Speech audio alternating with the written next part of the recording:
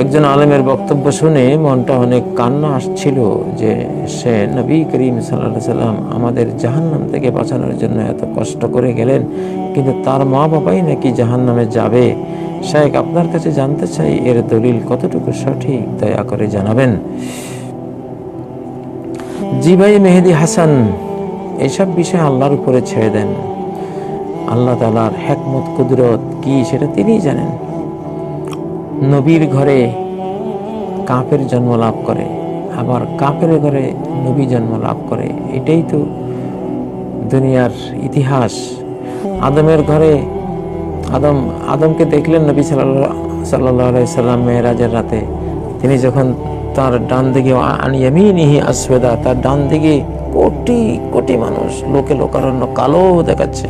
One শিমালিহি আসওয়াদাতুন, তার বাম দিকেও এরকম লোকে লোকারণ্য, হাজার হাজার কোটি ট্রিলিয়ন মানুষ। এজা নাযারা কিবলা ইয়ামিনিহি দাহিক, ডান দিকে তাকালে আদম হাসেন। ওই যা নাযারা কিবলা শিমালিহি বাকা, বাম দিকে তাকালে আদম কাঁদেন। নবীজি প্রশ্ন করলেন, হে জিবরাইল, এটা কেন, কি অবস্থা, ইনি কে? বললেন যে ইনি আদম। আর তার ডান দিকে তাকালে হাসেন, মানে তার ডান দিকে হলো জান্নাতি সন্তানরা, সব ওদের পরিণতি দেখে তিনি হাসেন। আর বাম দিকে সব জাহান্নামী সন্তানরা, ওদেরকে দেখে কাঁদেন।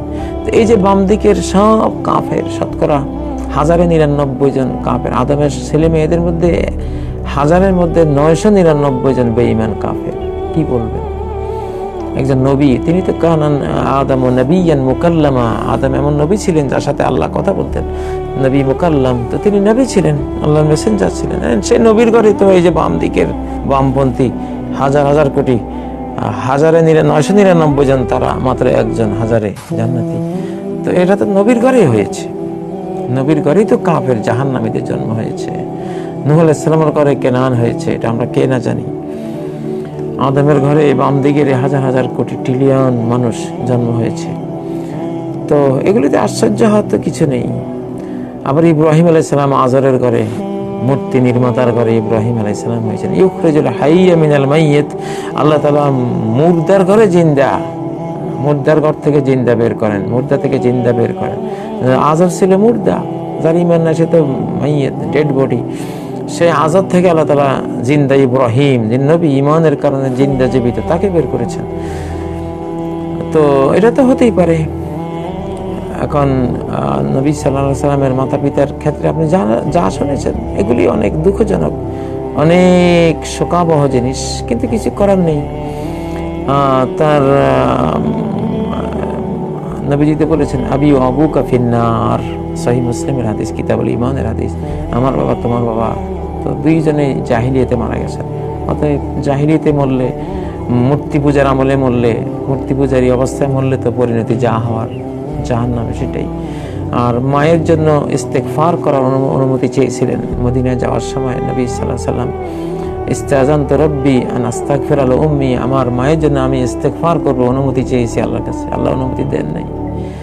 তারপরে অনুমতি চেয়েছিলাম কবর জিয়ারতের, আযিন আলী, সেটা অনুমতি দিয়েছেন, কিন্তু ইস্তেগফারের অনুমতি দেন নাই।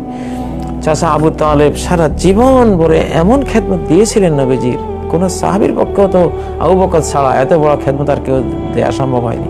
কিন্তু সেই চাচার জন্য ইস্তেগফার করবেন, আমা ইন্নী আস্তাগফিরুন্না লাক মা লা মুনহা আনক, চাচা তুমি তো কলেমা না পড়ে মারা গেলে, কিন্তু যতক্ষণ আমাকে নিষেধ দেয়া না হয় তোমার জন্য ইস্তেগফার করবই।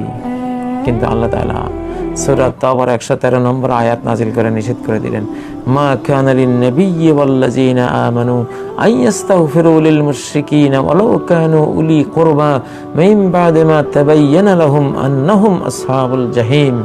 নবী বা কোনো মুমিনের জন্য এটা জায়েজ নয়, বৈধ নয় যে তারা কোনো মুশরিক শিরিককারীর জন্য ইস্তেগফার করবে। ওয়ালাউ কানু উলি কুরবা, তারা যতই নিকট আত্মীয়, ব্লাড কানেক্টেড মানুষ হোক, তবুও তাদের জন্য দোয়া করা যাবে না। কেন করা না? কারণ আল্লাহর ফয়সালা ফাইনাল হয়ে গেছে। মিন বা'দি মা তাবায়্যানা লাহুম আন্নাহুম আসহাবুল জাহিম, এটা তো ক্লিয়ার তাদের কাছে যে আল্লাহর ফয়সালা, এরা জাহান্নামী, এরা জাহান্নামের অধিবাসী হবে। অতএব কেন আর তাদের ব্যাপারে ইস্তেগফার করা হবে? ইস্তেগফার করে তো কোনো লাভ নেই। আল্লাহ তাআলা তাদেরকে নিজে ক্ষমা করবেন না। ইন্নাল্লাহা লা ইয়াগফিরু আন ইউশরাকা বিহি, শিরককে আল্লাহ ক্ষমা করবেন না। আল্লাহ তার ফাইনাল এলান করে দিয়েছেন যে উম্মতের জন্য কিয়ামতের মাঠ পর্যন্ত চেষ্টা করবেন। ফাইজা হুয়া বিজিখিন মুতালাত্তিখিন, দেখলেন যে একটা আজার এখন আর মানুষের আকৃতিতে নাই, একটা হায়াওয়ান হয়ে গেছে, সারা গায়ে পায়খানা। ফালাম্মা তাবায়্যানা লাহু আন্নাহু আদুউল লিল্লাহি তাবাররাআ মিনহু, যখন ইব্রাহিম আলাইহিস সালামের কাছে ক্লিয়ার হয়ে গেল যে এটা তো আল্লাহর দুশমন, এর জন্য কিসের ইস্তেগফার করব, তখন ইব্রাহিম আলাইহিস সালাম আর বাবার জন্য ইস্তেগফার বাদ দিয়েছেন। নিজের আপন বাবা, নবীজির ধর্মীয় পিতা তো ইব্রাহিম আলাইহিস সালাম, তো সেই ইব্রাহিম আলাইহিস সালামের বাবা, তার পরিণতি কি কোরআন বলছে? তারপরে জাহান্নাম। তো নবীজি তো সেই ইব্রাহিম আলাইহিস সালামের সন্তান। এখন ওনার বাবার ব্যাপারে যেহেতু জাহিলিয়াতের মৃত্যু, এই জন্য নবীজি নিজেই বলেছেন সন্তানের অন্তরে, এই যে নবীজি যার সন্তান, সেই সন্তানের অন্তরে কি তার পিতার জন্য মায়া কম? পিতার প্রতি কি পরিমাণ মমত্ববোধ নবীজির অন্তরে ছিল, আল্লাহু আকবার, আপনি আমি কল্পনা করতে পারবো? কিন্তু সেই নবীজি নিজে বলছেন আবি ও আবুকা ফিন্নার, আমার বাবা তোমার বাবা জাহান্নামে যাবে। কারণ ওনারা তো ইসলাম পান নাই, আর যেই যুগে ছিল তখন মিল্লাতে ইব্রাহিমই পৃথিবীতে তাদেরকে ফলো করা ফরজ ছিল, তারা এটা করতে পারেননি। এখন পরিণতি তো যা হবার তাই হয়েছে। তো যাই হোক প্রিয় ভাই, এখানে আবেগের বিষয় না, বিষয় হলো শরিয়ার, বিষয় হলো কোরআনের হাদিসের মূলনীতির। আবেগ দিয়ে কোনো কাজ হবে না। আপনি আমি যে কেউ শরিক করলে, এমনকি নবীদের কালে হুমকি দিয়েছেন লাইন আশরাকতা লা ইয়াহবাতান্না আমালুক, যদি তুমি মুহাম্মদ তুমিও শরিক করো, তোমার আগে সব নবীকে আমি বলে দিয়েছি, সে আদম থেকে শুরু করে তুমি পর্যন্ত, ঈসা, মূসা, ইব্রাহিম, সবাইকে বলেছি যদি শিরিক করো তুমি নবী হয়েও লা ইয়াহবাতান্না আমালুক, তোমার সারা আমল, সমস্ত আমল বরবাদ হয়ে ওয়ালা তাকুনান্না মিনাল খাসিরিন, তুমিও জাহান্নামী হয়ে যাবে। আমি নবীকে পরোয়া করবো না যদি নবী শিরিক করে। আল্লাহু আকবার। তো শিরিকের রাজা, যেখানে নবীদেরই মাফ নাই, যদি ওনারা শিরিক অবস্থায় মারা যান, সেখানে নবীদের বাবা মা, ওনাদের ভাই বোন, চাচার কি খবর কোন?